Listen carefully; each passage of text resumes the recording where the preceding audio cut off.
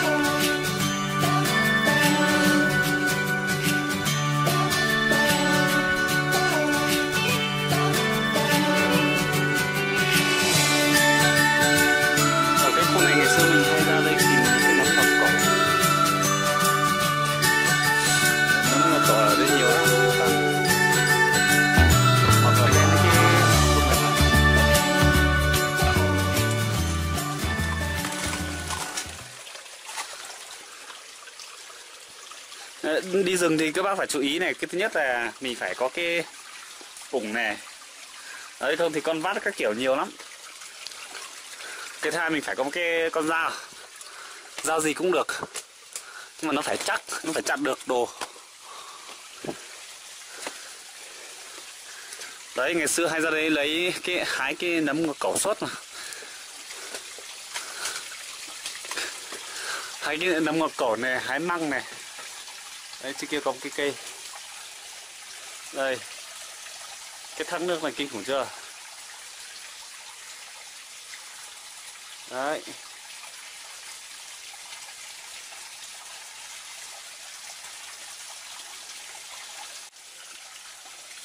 Tổng hang si bữa sợ lỗ tán đó cái chiêu cái đia thở cái bẻ đó thái.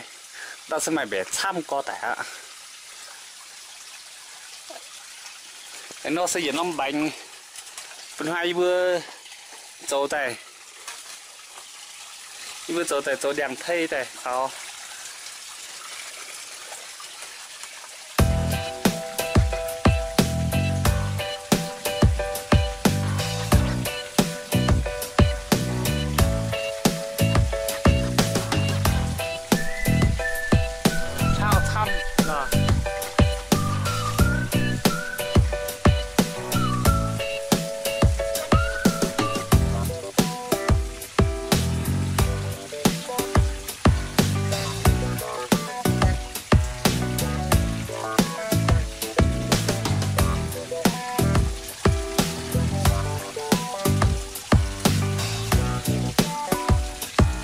Vui khai khẩu một bậc, hai bậc.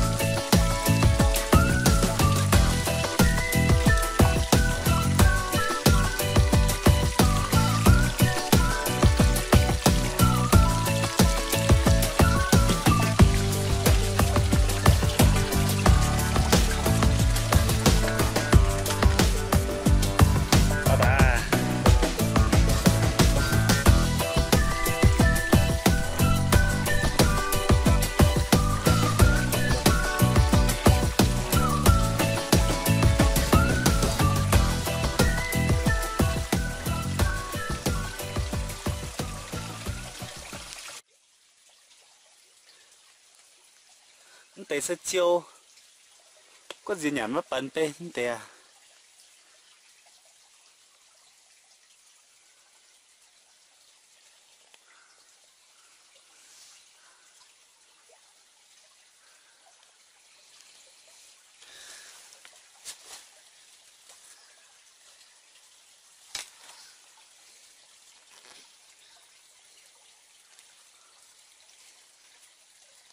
được chưa?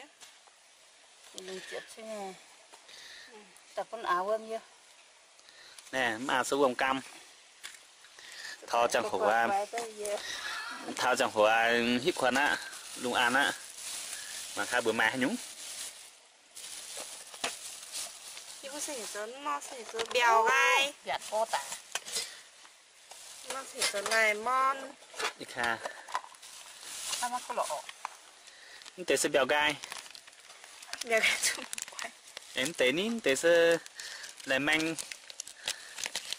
tế xem pia hoa như là manh á như vừa nó dùng miến mày la nhảm tè cho tụi bèo hay chứ cho tụi nào tự nhiên như mất ta bao nó chưa nào ổ đó tế sân hàng đâu có tế sẽ đưa với cái đưa tài đâu buổi trống với sao đâu có nhớ tế bữa này sẽ tùng mưa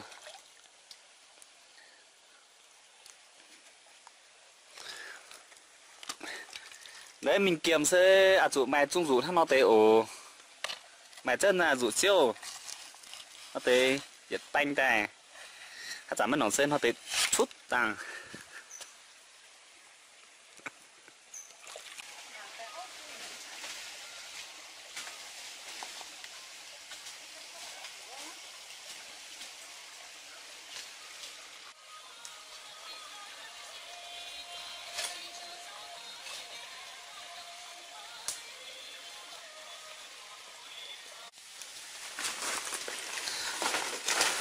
biết chẳng nhiệt trà nha em này y trà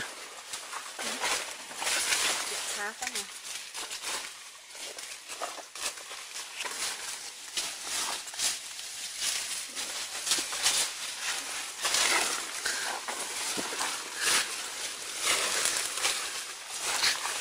thọ gần hàng hát tao nổng là hào sơ đó liên hệ đặt hàng hiệu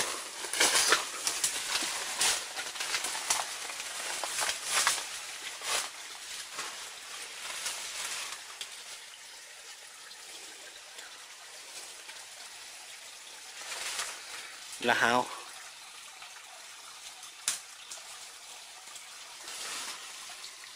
là học là rồi tại khu bảng bật bẩn hoa lô tốt là dân hoa tổng á